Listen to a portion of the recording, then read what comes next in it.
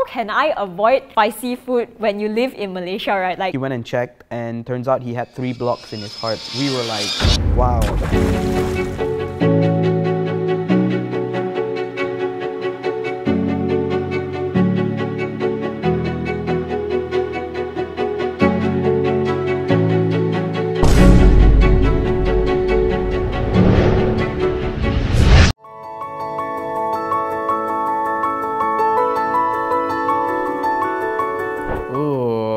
Yeah, I guess I do like go to gym a few times a week, but like on the diet side, we don't talk about that, huh? okay, I actually do consider myself as quite a healthy person. I do work out very regularly and I don't always jaga what I eat lah, cause you know, Malaysians, the food is just too good. You cannot always jaga. So I think I'm quite a healthy person.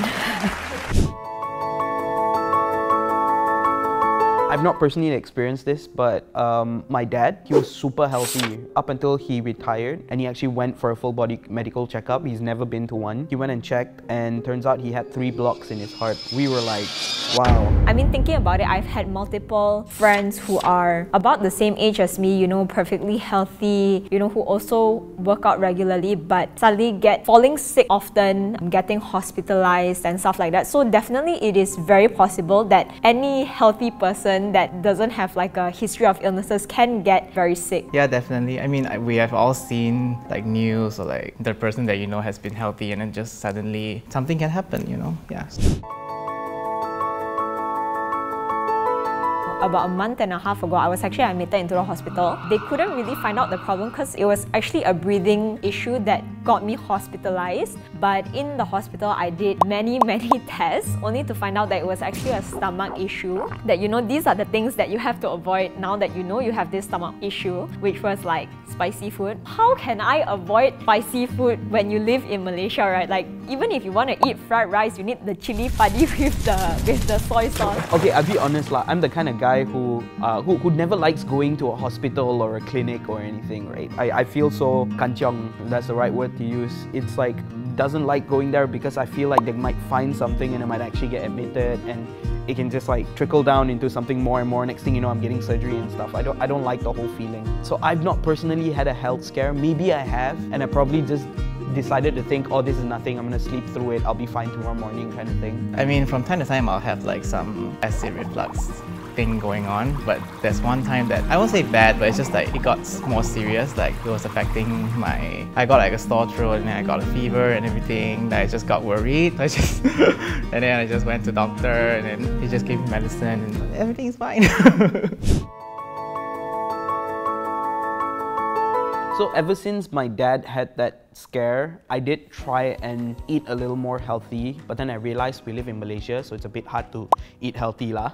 So instead, I balanced that out with exercising regularly. So I try to go 2 to 3 times a week to keep my body, my heart rate up. And at the same time, when I can, I try and portion control. So I still eat what I love, but I still make sure that whatever I eat is portioned. I try to check and balance in a way, like when I eat unhealthy and I'll go to the gym the next day, you know, just to make sure it's balanced. And yeah, also just don't overdo anything, you know, like when it comes to diet also, like when you eat a lot, then it's just like don't overdo it, like, you know. I mean, like I said, I'm trying to avoid the foods that as the doctor advised.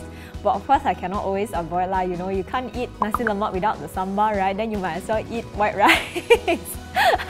But now knowing that it is a stomach issue, at least for me, I try to avoid the foods that the doctor suggested.